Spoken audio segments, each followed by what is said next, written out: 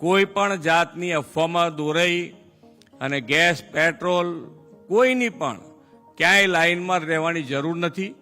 તમારે બધાએ એક જ વસ્તુ છે કે જ્યારે બધા સાથે છીએ તો કોઈને તકલીફ પડે નહીં એવું માન્ય વડાપ્રધાન શ્રી પણ કેન્દ્રમાંથી પૂરતું ધ્યાન આપી રહ્યા છે. અહીંયાથી રાજ્ય સરકાર પણ એની પર પૂરતું ધ્યાન આપી રહ્યા છે. એટલે કોઈ અત્યારે કોઈ ડીઝલ પેટ્રોલ કે ગેસની કોઈની શોર્ટેજ નથી. બધાને પૂરતું મળી રહ્યું છે, મળી રહ્યું પણ છે અને મળી રહેવાનું પણ છે. ગુજરાતમાં ગઈકાલ વહેલી સવારથી જ લોકો પેટ્રોલ પંપમાં લાઈનો પર ઊભા રહી ગયા. બધાનું એવું કહેવું છે કે પેટ્રોલ પૂરું થઈ જશે તો શું કરીશું. બધા જ જે વસ્તુ હાથમાં આવે છે બધામાં પેટ્રોલ પુરાવવા માટે નીકળી ગયા છે. ગાડીઓની લાંબી લાંબી લાઈનો આજે વહેલી સવારે પણ હતી. રાજ્ય સરકાર અને ગુજરાતના જેટલા પણ મંત્રી છે, સીએમ છે, બધા જ એવું કહી રહ્યા છે કે કોઈ અછત નથી, ખોટી અફવાઓમાં દોરાવાની જરૂર નથી.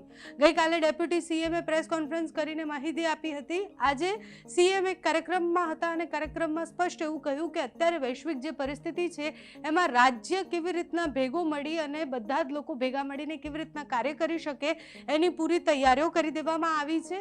સાથે જ કોઈએ અફવાઓમાં વાતમાં આવી અને ક્યાંય પણ ગેસ માટે કે પેટ્રોલ માટે લાઈન લગાવવાની જરૂર નથી. આપણી પાસે પૂરતો જથ્થો છે. ગઈકાલથી બધા જ આ વાત કરી રહ્યા છે કે આપણી પાસે પૂરતો જથ્થો છે, છતાં પણ લોકો ગાંડાની જેમ એક પછી એક વાત બીજાના કાન સુધી પડે અને પછી લાઈનોમાં ઊભા રહેવા માટે જતા રહ્યા. આના કારણે આખી જે ચેન છે એ ખોરવાઈ, રસ્તા વચ્ચે ભીડ થઈ અને એક જ દિવસમાં 2 દિવસ જેટલું પેટ્રોલ લોકોએ પુરાઈ દીધું. અને સૌથી વધારે એવું કહેવાય કે જેટલા પણ પેટ્રોલ પંપ છે એમાં એક જ દિવસમાં એટલું બધું પેટ્રોલ પુરાવવામાં આવ્યું કે એ સાંજ સુધીમાં પેટ્રોલ પંપ બંધ કરી દેવા પડ્યા.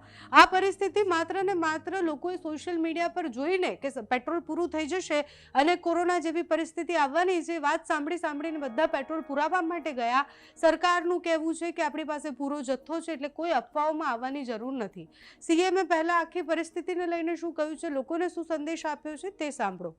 હમણાં પૂછતો હતો કે ભાઈ જે વૈશ્વિક પરિસ્થિતિ અને વૈશ્વિક પરિસ્થિતિના આધારે અત્યારે જે સર્કમસ્ટન્સીસ ઊભા થયા છે એમાં આપણે સૌએ, આપણો તો કાર્ય મંત્ર છે સૌનો સાથ, સૌનો વિકાસ, સૌનો વિશ્વાસ અને સૌનો પ્રયાસ. એટલે આ વૈશ્વિક પરિસ્થિતિમાં આપણે બધા સાથે રહેવું છે. કોઈ પણ જાતની અફવામાં દોરાઈ અને ગેસ પેટ્રોલ કોઈની પણ ક્યાંય લાઈનમાં રહેવાની જરૂર નથી. તમારે બધાએ એક જ વસ્તુ છે કે જ્યારે બધા સાથે છીએ તો કોઈને તકલીફ પડે નહીં એવું માન્ય વડાપ્રધાન શ્રી પણ કેન્દ્રમાંથી પૂરતું ધ્યાન આપી રહ્યા છે. અહીંયાથી રાજ્ય સરકાર પણ એની પર પૂરતું ધ્યાન આપી રહ્યા છે. એટલે કોઈ અત્યારે કોઈ ડીઝલ પેટ્રોલ કે ગેસની કોઈની શોર્ટેજ નથી. બધાને પૂરતું મળી રહ્યું છે, મળી રહ્યું પણ છે અને મળી રહેવાનું પણ છે. તો આ બધા જ આપણે સૌ સાથે મળી અને આગળ વધીએ અને વિકસિત ગુજરાત માટે આપણે સૌ સાથે મળીને આગળ વધીએ એ જ અભ્યર્થના. ભારત માતા કી જય, વંદે માતરમ, જય જય ગરવી ગુજરાત. ગુજરાતમાં ગઈકાલથી જ વહેલી સવારથી જે વિડીયો સામે આવી રહ્યા છે એ વધારે ભયાનક છે. કારણ કે ગામડે ગામ બધાને એવું લાગે છે કે પેટ્રોલની અછત આવી છે, યુદ્ધના કારણે આપણે પેટ્રોલ આવવાનું બંધ થઈ જશે અને લોકોને જે મળે છે બધું જ લઈને પેટ્રોલ પુરાવા જાય છે. એટલે તપેલીથી લઈને ટેન્કર સુધી બધા લોકો પેટ્રોલનો જથ્થો ભેગો કરવામાં લાગ્યા છે. આના કારણે થશે એ કે એક સાથે આટલો બધો જથ્થો જ્યારે લોકો ભેગા કરી દેશે, જેને જરૂર છે એને પેટ્રોલ નહીં મળે. એટલે અત્યારે લાઇનમાં ઊભા રહેવા ગયેલા લોકોને પેટ્રોલ નથી મળી રહ્યું, જેને ખરેખર પેટ્રોલની જરૂર છે એને પેટ્રોલ નથી મળી રહ્યું અને બધા ફૂલ ટાંકી કરાવી અને લાઈનોમાં ઊભા રહ્યા છે. એટલે તમે પણ કોઈ અફવાઓમાં ન ફેલાવ.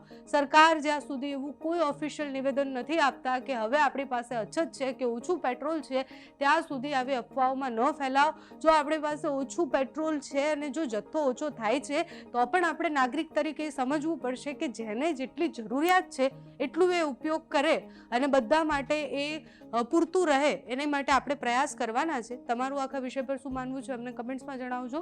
અત્યારે આ વિડીયોમાં બસ આટલું. જો તમે અમને યુટ્યુબ પર જોઈ રહ્યા હોય તો સબસ્ક્રાઇબ કરજો, ફેસબુક પર જોઈ રહ્યા હોય તો ફોલો કરજો, અમારા વિડીયોને લાઇક અને શેર કરજો.